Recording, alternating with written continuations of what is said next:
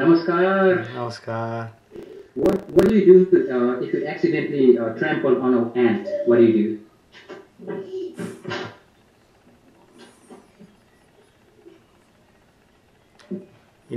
Funny thing you asked me that question because most of the time I am mindful of you know, even a small thing that crawls on the ground. When I'm walking, I notice all the life that is surrounding, me, that is happening dynamically. And I look down, in time to time when I'm walking, I see an ant. I don't step on it. And if I do step on it, then I feel really bad, because, hey, I accidentally took the ant's life. And it's not really feasible for us to, well, if you happen to step on ants, it's not feasible to say, look, I step on the ant, I destroyed life. It does happen. It happens all the time. Nature takes life, all the time, right? Because what is happening is happening dynamically in the universe is that universe is actually sustaining itself through moving of atomic life from here to there. See, this is all atoms right here. What is this right here? Trillions of atoms that is dynamically functioning here. So, when the universe needs atoms somewhere else to keep a balance, for it to sustain itself, it will immediately take it out of this body and place it somewhere else.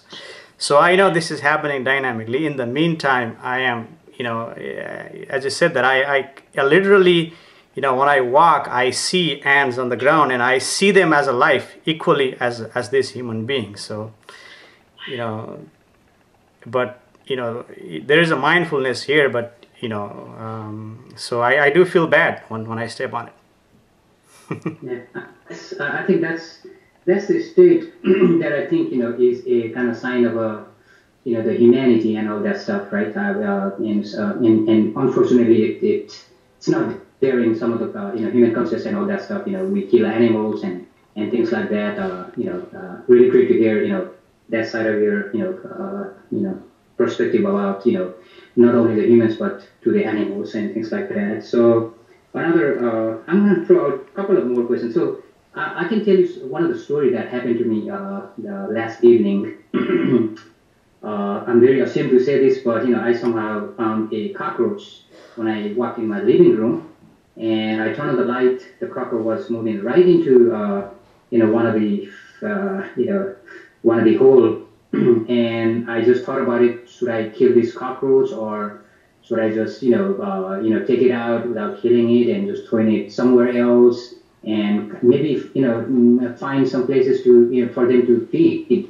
And other problem that I'm having here at my house is there are so many ants coming out, and they're walking through the garage door and things like that. And I'm really hesitant to kill those ants right now. What do you prescribe? I am not here to tell you what to do. That's not my whatever happened to me, it doesn't tell, other people what to do. I mean, you're grown adult, you seem like a nice person, you already know what you need to do. So I'm not going to tell you, do this or do that, you already know that. Because see, people have been telling you all your life, do this, do that, you're probably sick of that. So, no one needs to tell you what to do, You already know what you need to do. So look within you, take action for whatever is necessary for you to keep living, So I'm not going to tell you, what to do. So I think, you are already capable of, doing what is necessary to do, you see. Thank you for that answer. And one of the things is that I'm a very good fan of you. I like your way of seeing things, and like to learn so much from you. But one of the things is that what would Moksha Mukti do in this case? Yeah, if I tell you, this is what I would do, you probably would do the same thing. Or if I tell you the other, it doesn't really matter what I tell you, Bandhu, what matters is like what you do. You see, don't even, what has happened to me is natural phenomena, and by copying this or copying someone else, somebody who is, great personality, if you copying that, it's not going to help you in your situation, you see. You have to look for answer within you. And my message, or whatever I am doing, this conversation I am having with you, is I want you to look within you, you see, because the answer is already within you, you see. And if you are asking a question, that means answer is already within you. If the answer is not already within you, the question cannot be born.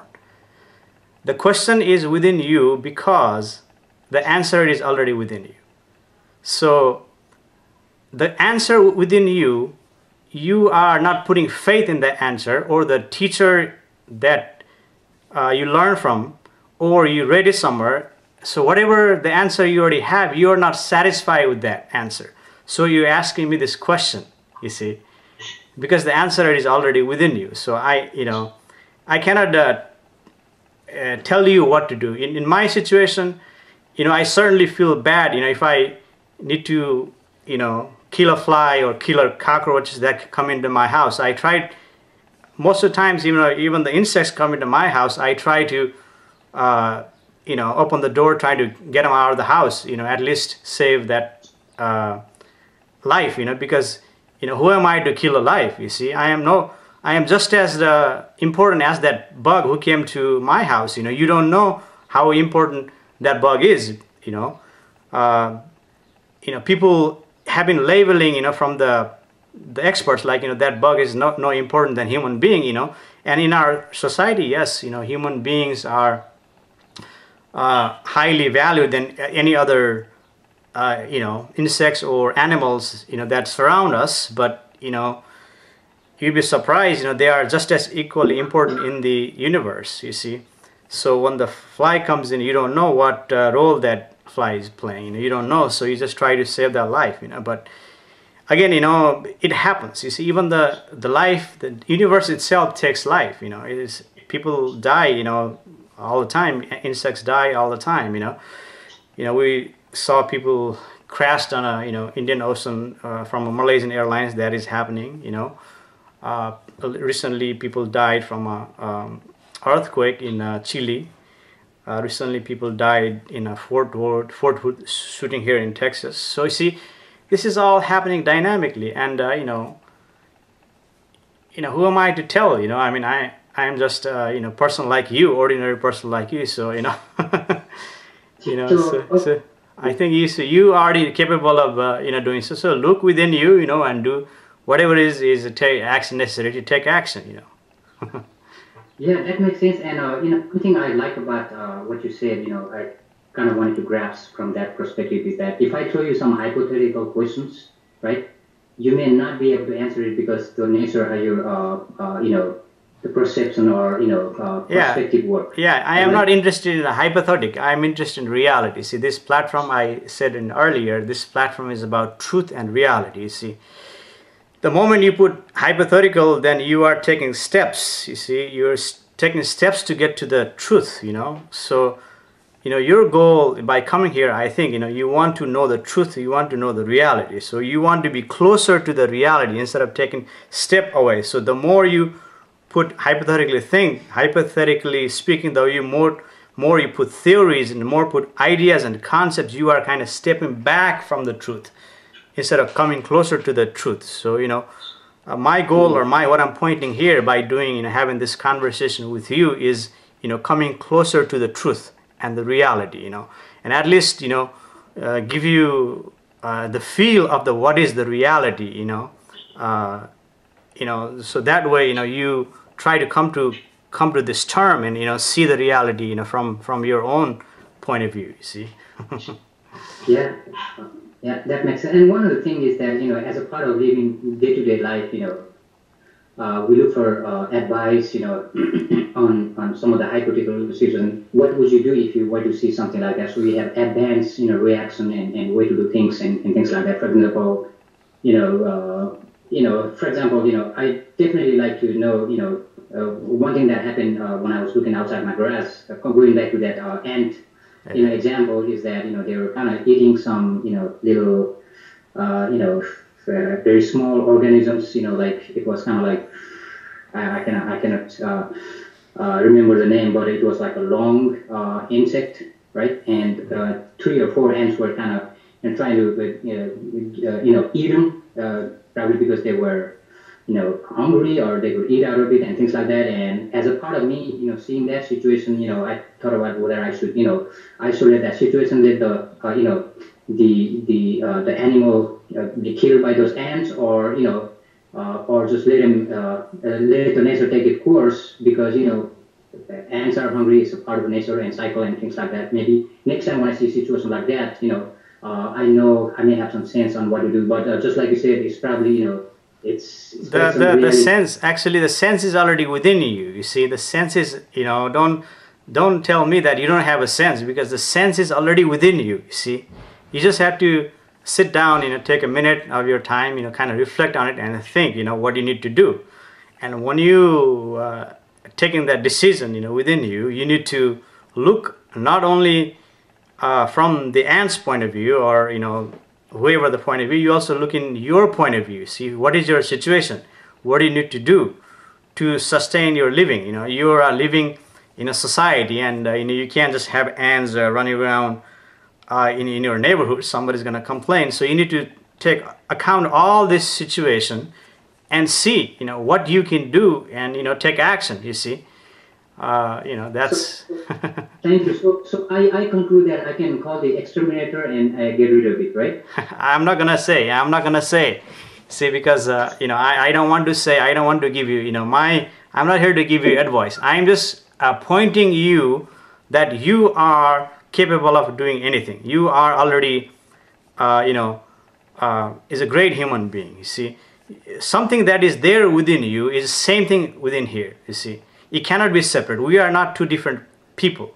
You see, we are two different people because of the thought interpretation, but the consciousness or whatever, see, that is within me is the same within you. See, that cannot be different. And whatever this human being does, that human being, it ultimately it's just one conscious. There is no two consciousness. There's no two people here. The two people that you hear experienced by the mind, you see. So ultimately, whatever I have is you already have it within you. So that knows what you need to take action. So uh, so I'm not going to tell you, I'm not, and I don't condemn you if you take action called the exterminator, and do whatever action, do that, or just let it that's there. Either way, I don't condemn you at all. You see, either way, that is your choice, and I don't tell you, do this, do that. But you know uh, again, I want to point out, you're living in a society. There are other people living in the society. This is collective consciousness. In the collective conscious, we are living in the city, big city. There's you already know what to do. You already what is required. So whatever action you need to take, don't feel bad, because um, that is part of living in this dynamism. You see. So either way, don't feel bad. I mean, I think we're having this conversation. I think we are going into deeper. So this the either way, whatever action you take is fine with me. But if you ask me, I do feel bad when even if I step on an ant. But you're living in the dynamic society. You see, otherwise you have to go live in the jungle. Which even there you may step on ants. So you already know what to do. Okay. Okay. So I kind of wanted to, understand. I heard you about, I don't want to use the word enlightenment, because I saw your video and you're kind of not very comfortable using that word.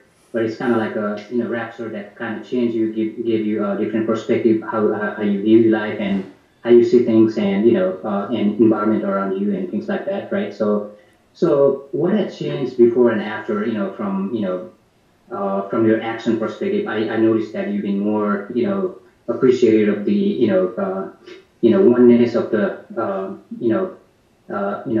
human, or, consciousness, we're not different and things like that. So that type of perspective kind of came to you. Other than that, what are the other changes that you kind of, found and that is kind of, contributing to your life?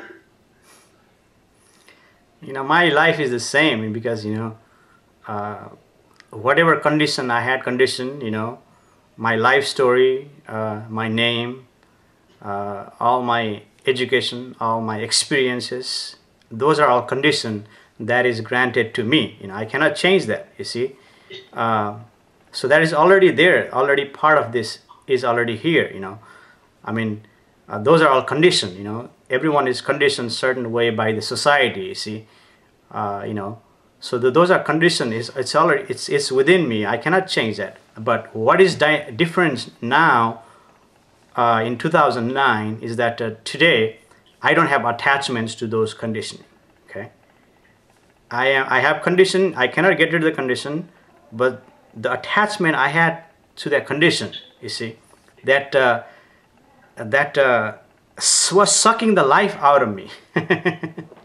You see, that attachment to the condition was sucking the life out of me because that was taking too much my energy, my time, to maintain that is no longer here. So it is more dynamic now, non-attachment to my conditioning. Condition is there, if the condition is wiped out, I wouldn't be able to speak, I wouldn't be able to do anything, I wouldn't be able to recognize. That's like Alzheimer, like you don't know anything, you don't remember anything. So that's already there, but the attachment to the condition is not there. That's the only significant difference that I can find out before and now. Wow. So that would mean that some of the things that happens in your mind, you are in control. As opposed to mind being in control of you. It's kind of like being able to at least not being the victim of the desires and you being in control. Is that kind of in line with what I understood from what you said, or? Yes, because you see, the thought is actually going on its own, right? Mm-hmm. So 99% human beings, their thought is going on their own, and what they think, 99% human beings think is that because I have this thought, that thought must be real, that thought must be mine, thought must be great, and they attach themselves to the thought, and that is the problem, in today's humanity, or in today's age, because people are attached to thoughts. Like one thought arises, they think, well, that's my thought, that must be true. So they believe everything that their thought tells them, you see.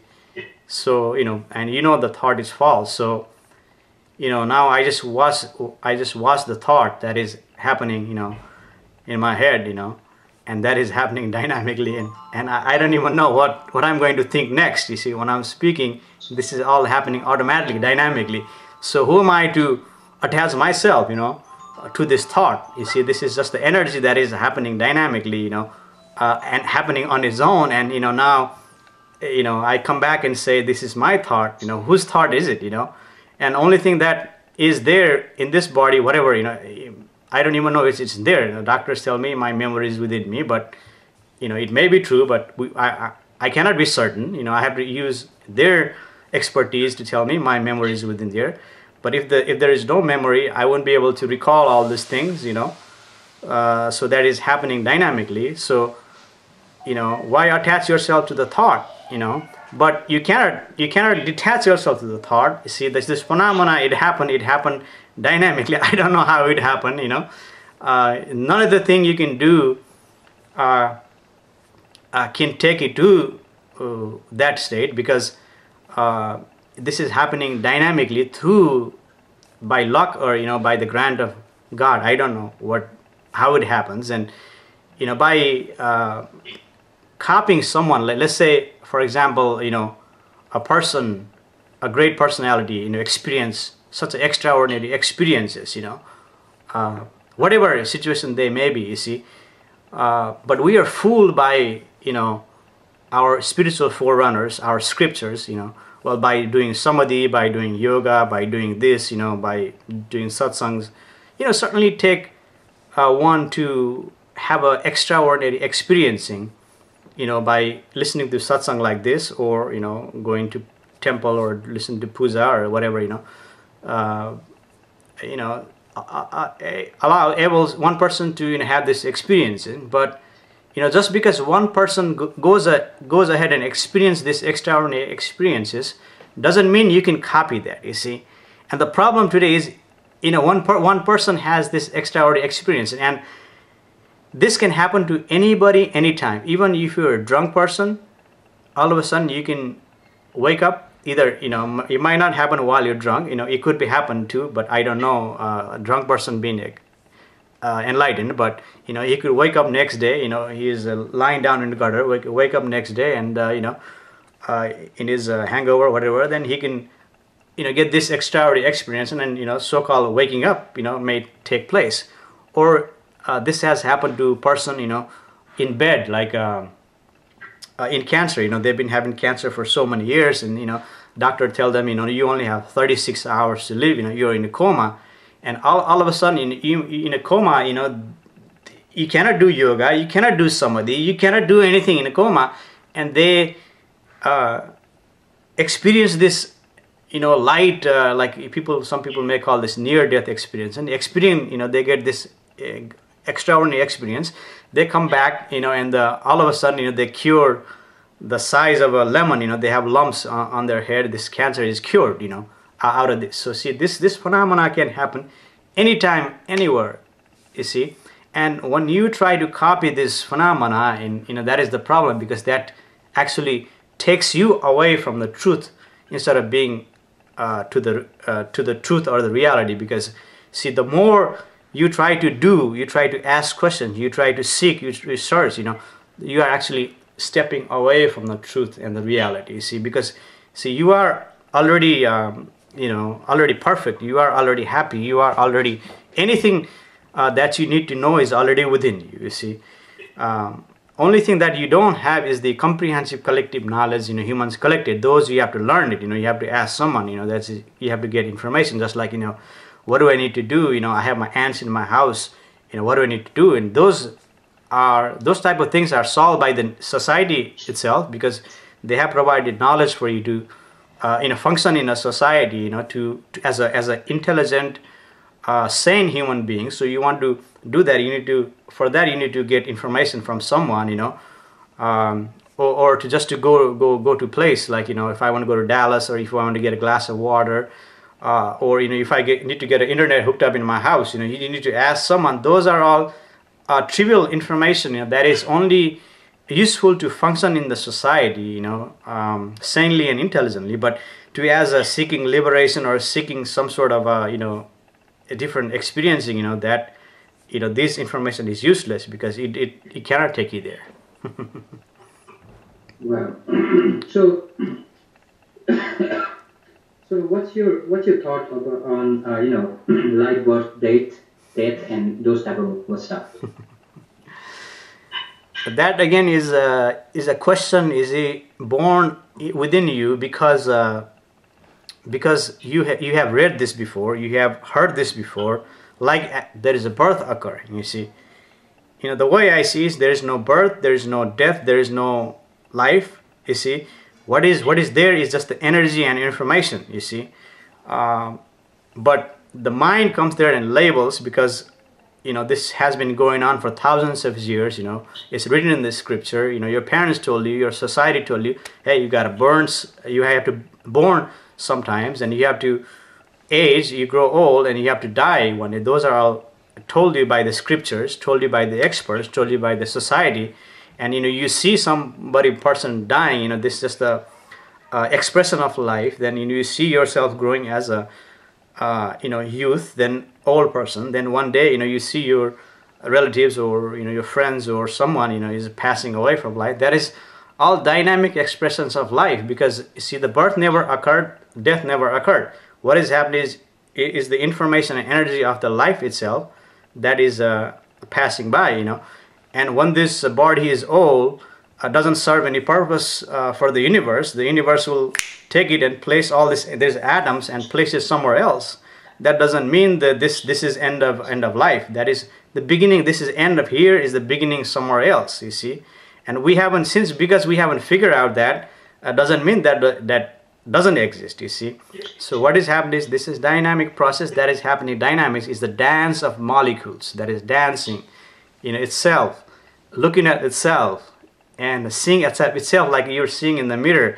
And when you're seeing in the mirror through these thoughts, and you are getting fascinated, just like a child is looking in the mirror, you see, you are fascinated with all these experiences.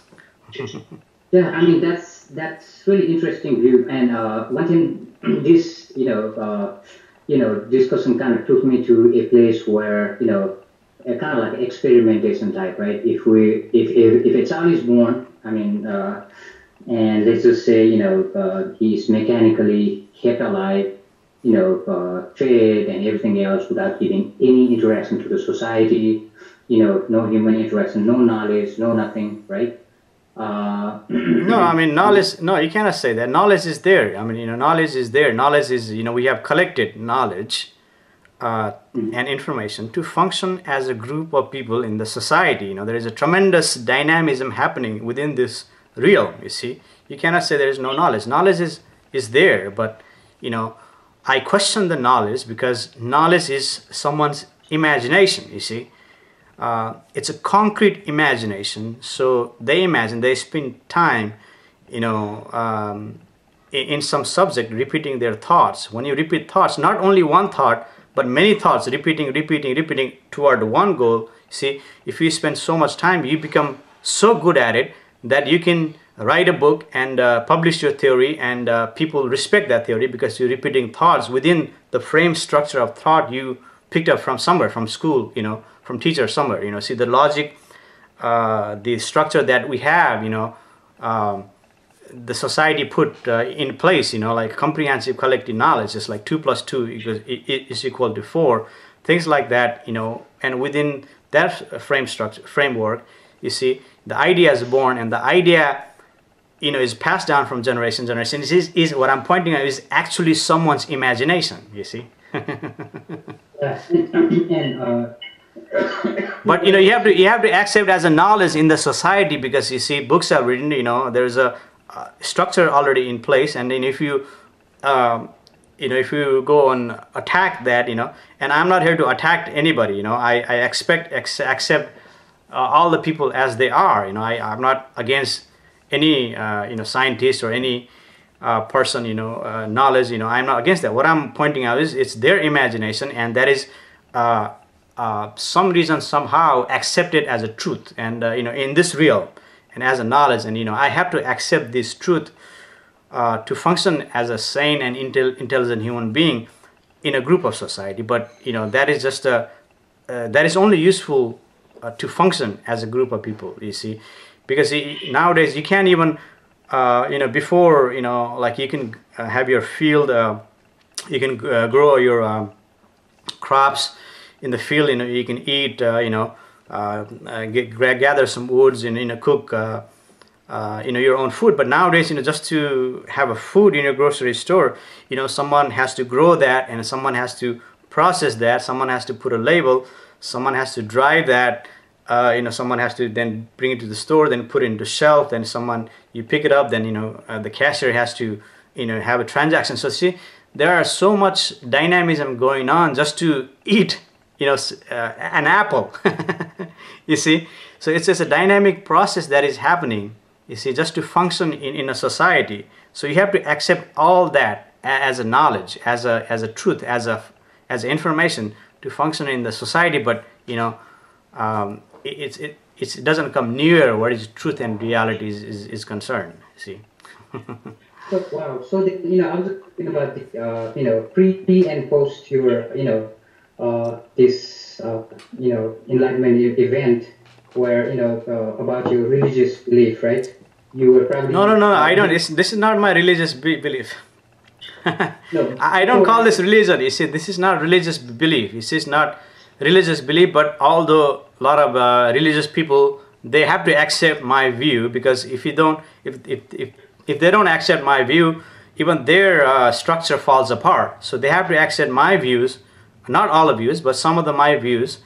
But I don't call this religion. You see, I call this truth or the reality as it is. You see, I don't see this as a religion. I'm not here to, like I said, I'm not here to give you advice. You ask me for advice, what to do. I'm not here to give you advice. So if this is religion, I would give you advice. This is what you need to do. I'm not. This is not religion. This is a way of life, the way of natural life, the way a human being is supposed to be here on earth. But some reason is somehow, sometime, nature put a what is that word I'm looking for? Nature put a change. I am forgetting the word now. What they call is a change. Nature put a change or a twist in the dynamic flow. Because of that, we see everything as it is right now. You see, it's not human beings' fault. You see, it is nature's fault. To be in this situation, and who knows? There may be purpose to be in this situation, but I don't see we need to be in this situation. But we are in this situation because mutation. That's the word I'm looking for. The mutation of the nature that caused us to be in this situation. Because this is not religion. This is I don't see this as a religion. Although it sounds similar to what is satsang talk. People giving. Even satsang is not religion. You just open. This is openness. See, this is what this is openness, open talk. I think that's more accurate to say this is open talk than religion. This is not religion. So then, do you recall what your belief system was before you got quickened or enlightened? I don't. It's not enlightened. Where do you see enlightened? Do you see any enlightened here? I don't see any enlightened. Definitely a different way of looking at things, and it kind of seems so alive with some of those folks that were already practicing some of those meditations and things like that. Live on now and look at it from the now perspective. Enjoy and look at it from that perspective, basically, right? So, but prior to you getting quickened, right, or changed, your transformation, what was your beliefs like? I mean, it was similar to what you are experiencing. Oh, I mean, I was just like anybody else, and even today, I don't see myself as anybody grander than anybody. I'm just like you. I'm just an ordinary person, who experienced this experience. We're just part of this experience. You see, people all the time experience different experience. Somebody wins a lottery, they become millionaire out of overnight.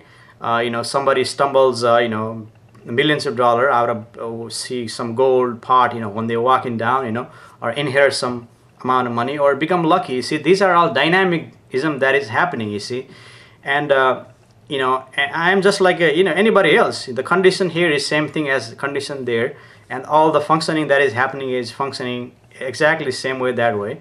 Only the difference is that my attachment to thoughts are no longer there. You see, now 99% of human beings, in your case, you have attachment to your thoughts, and and I know for a fact that you have attachment to thoughts because the line of question you're asking me, because you are totally attached to your thoughts. You see, so that's what I see. 99% of human being, you're attached to your thoughts. You see, and thoughts is it's illusion. You see, it is a powerful illusion because it is itself is a field or a wave function, that is happening. It has energy. It's like, with your head you can light a 25-watt bulb, literally.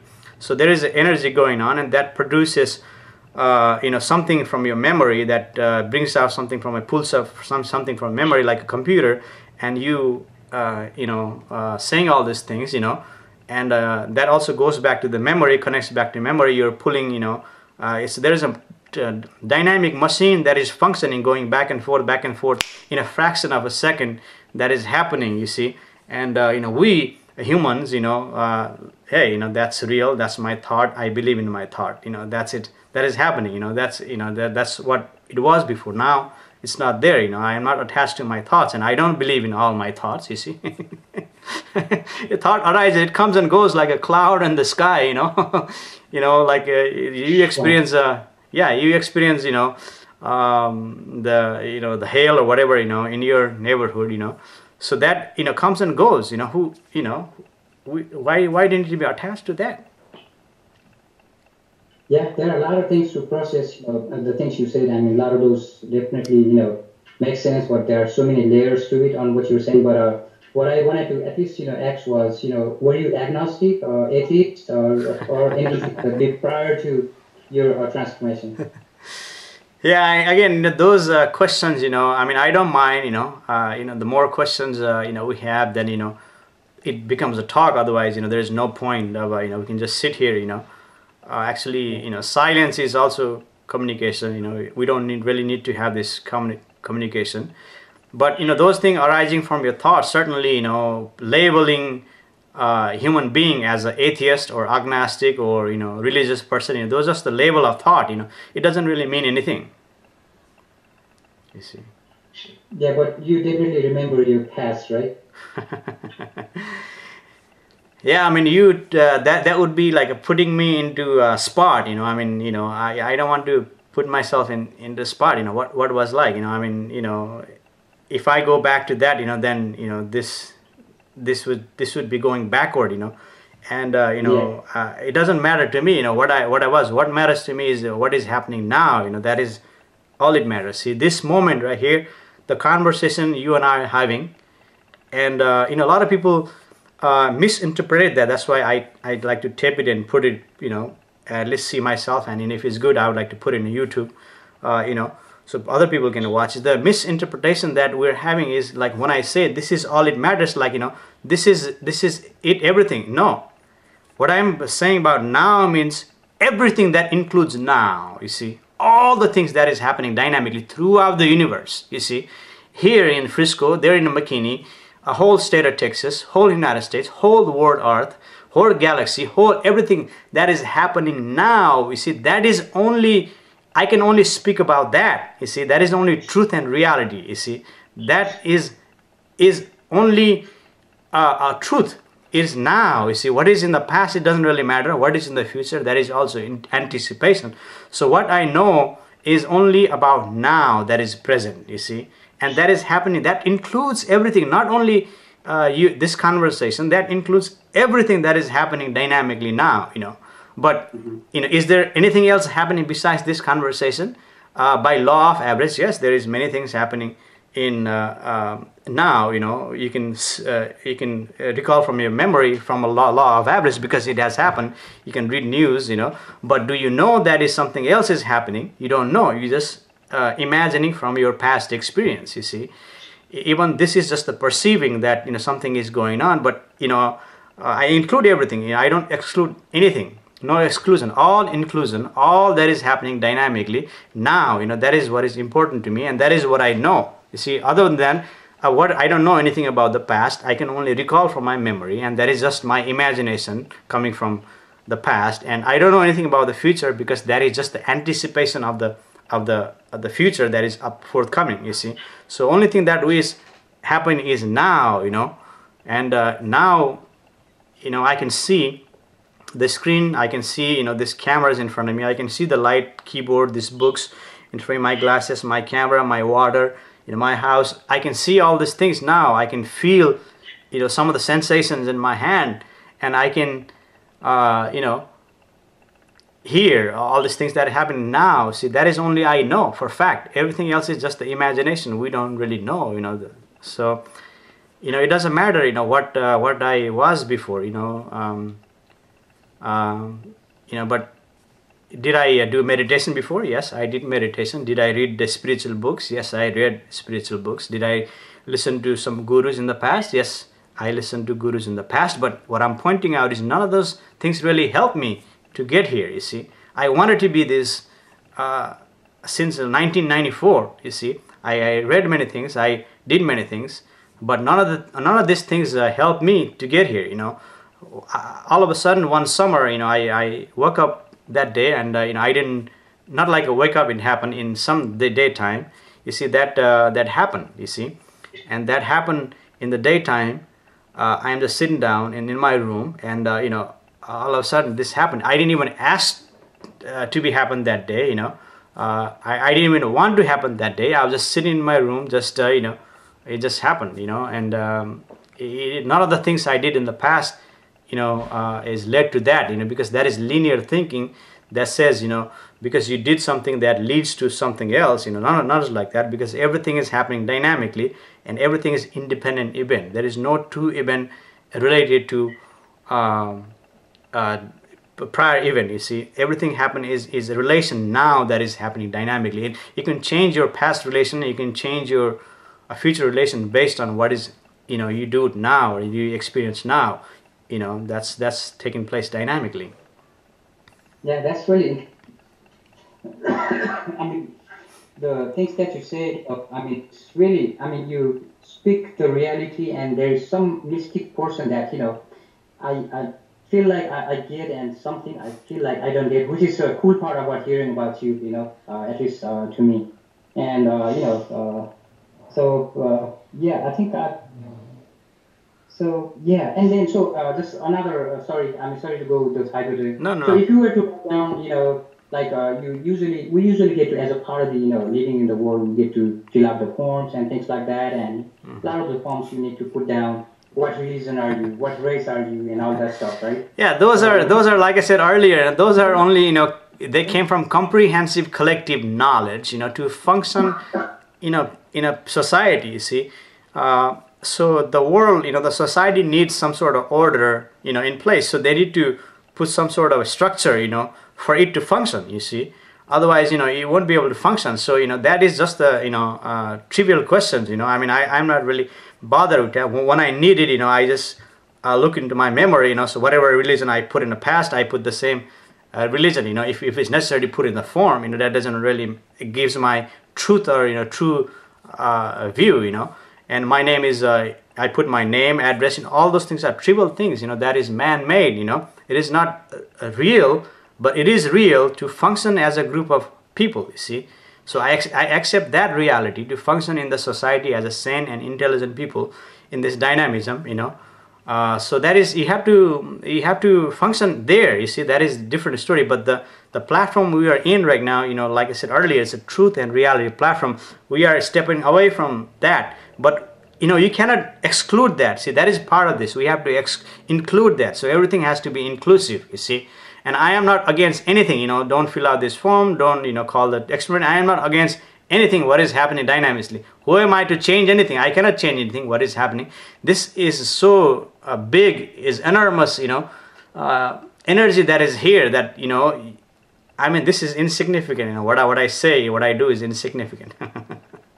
It sounded like you really, your perspective is focusing on the present, focusing on the now, and just speak it in light of what is now. In this platform, yes, this platform. I mean, we are in this platform. This is truth and reality. You see, this platform, what matters is now. What doesn't matter, what is in the past. You see, what doesn't matter, what is in the future. What is happening now. That only I can speak the truth about now. I cannot speak the truth about the past. I cannot speak the truth about the future.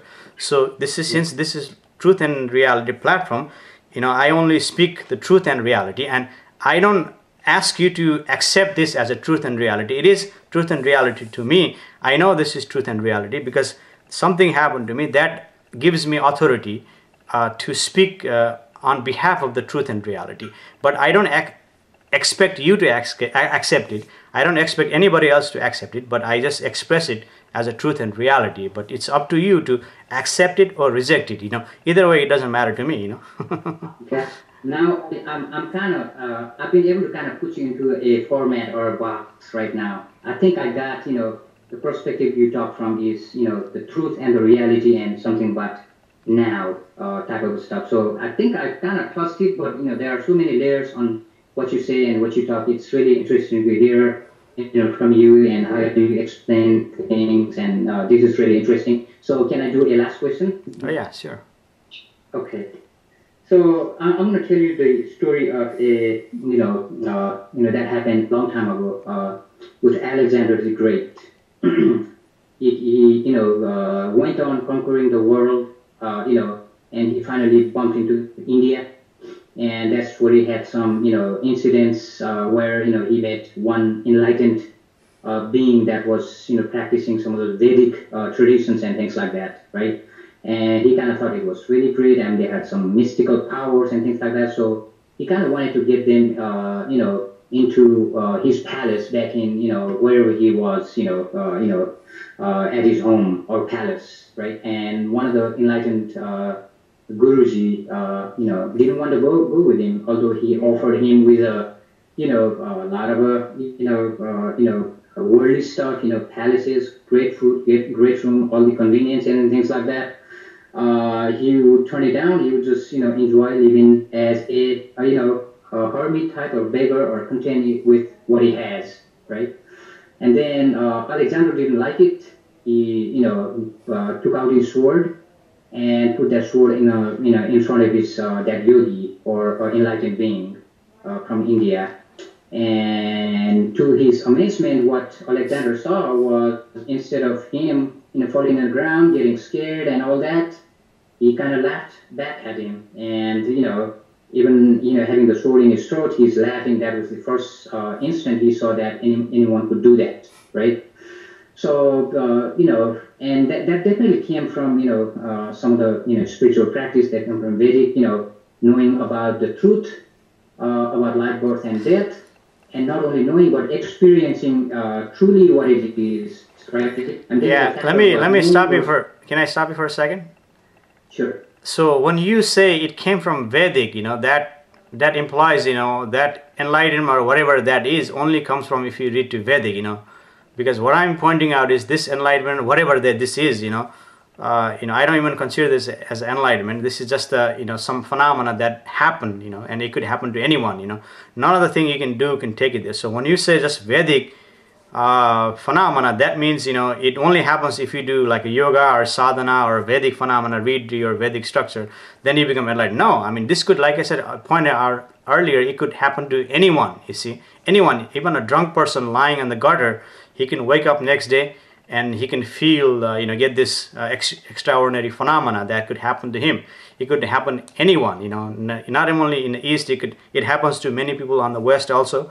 You watched my program in the Buddha at the gas pump, where Rick Archer interviews a lot of this ordinary person. This is happening in the West, this is happening in the East, this is happening to any place. So this phenomena can happen to anyone, any place, anytime. You see, there is no restriction to what religion you study. This is just a natural phenomena, and because of this phenomena occurred, the scriptures in the Hindus are based on that. So people, try to put emphasis on that because there's so much the documentation involved in the Vedic culture. There's many literature, many books written in the Vedic culture that points out, So you cannot just say that this Vedic person, that has happened. These things happens to a person like that. It could happen to anyone. Even it can happen to Greece.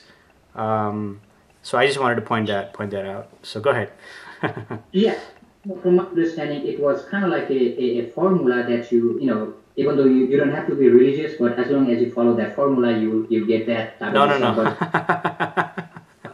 But there is no formula. What I'm pointing out is what I've been saying, from the day one, is that there is no formula, how we get here. You see, there is no formula because there is no formula to begin with. The more formula you have, even one formula, you actually, like I said earlier, you're stepping away from the truth when you have the formula. But when you don't have any formula, you just look within you, have a peace within you, and that is actually the right way to approach the truth and reality. Because the moment you have formula, the moment you are using someone else's expertise to get there, you are actually taking a step back. See, you cannot go there when you take the step back. Can you come to the close to the reality when you're taking the step back? You cannot, right? Mm-hmm. So you have to come to the step. So when you come to the step, you have to get rid of all that. You have to discard discard all the beliefs, ideas, concept you have, but you cannot. How can you discard belief, ideas? Because that's the sole foundation of you, who you are. That would be end of you, right? Mm-hmm. Yeah. So, and that kind of took me, back to some of the question that Descartes, Descartes or somebody philosophers back in Yeah, I think 1800. therefore I am. That's what Descartes said, right? I think therefore I am, right? But Mhm. I mean, if I may ask you, like like Indian philosophers, Western philosophers say, I think therefore I am. But what if? Who are you when you don't think? You're not there, Exactly.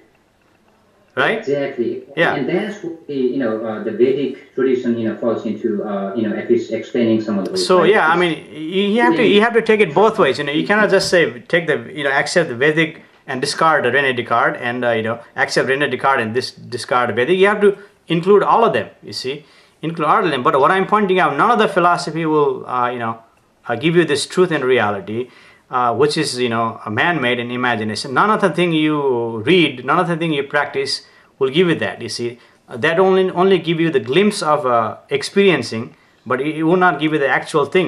They will not give you the reality or the truth that everyone is seeking. It will never give you that by just reading Bhagavad Gita or reading Descartes or Heidegger or anybody. It doesn't it doesn't give you that. You see. Yeah, and one of the interesting thing I want to tell you about myself is that I've gone through so many spiritual quests to find the truth behind life, birth, and death, right? And looks like I'm at the point where I think there is some way to find something like that. And I was just reading some of the verses now listening to some of the verses in Gita on my phone, It's false. and yeah, and I kept on, reading and listening and listening and listening. I couldn't understand a thing about it, right? And Because then they're one all of the false. yeah, and None of the thing is true because the see none of the people can actually touch the life you're touching now. You see, mhm. the point you are now, no one can get there. No one knows you're experiencing. Only you know the experience of it. So everything, even everything I tell you could, is false because see, you have to experience yourself. That's what I'm pointing out from the beginning. Look within yourself. The answer is already in you. So truth is only you can experience that within you now. You see. So none of the thing you read or is accepted as a truth is not really truth. That's false. That's what I'm pointing out. Yeah, and then to kind of continue to what I was my experience was I kept on listening for 2 months and I couldn't understand meaning of what it was saying, although it was in the language that I could understand. And and what I understood, at least on a glimpse of it, is that I need to go to a guru which is enlightened, right? And and I can start some of the journey out of that. So that kind of led me to doing a quest for finding an enlightened guru that can at least make me understand what it is and all that, right? And then I finally bumped into one of my friend, and he had I mean through this divine whatever that is I kind of get to see guru that I think now is enlightened, right? And then because I listened to him, I went back to Gita, and I feel like those Vedic scriptures were like a triptych, right? Only the guy who is enlightened can only open up the key to those meanings and things like that. So No. now I kind of go back to Gita. I can understand pretty much everything. I can go to Bible, right? I can pretty much understand exactly what Jesus is saying on the things that he's talking about, and they are exactly saying what you are saying, which is look inside you. I couldn't do that without the the thoughts of the gurus, the enlightened guidance, and all that stuff. I mean, even if you had said it now, the things you said now, because I hadn't met that guru, I wouldn't have understood what you were saying. So now it all makes sense to me. At least there are some commonality, around what you were saying, and some of the stuff that is already happening under those religious phenomena and things like that. So that's interesting. But thank you for taking so much of this time. I said that would be my last question. I kind of threw a couple of questions here and there, but I would love to talk to you more on this one. But I definitely respect your time, and thank you so much for taking time and answering your perspective on it. Yeah. Thank you. All right, thanks. Yeah. Bye bye.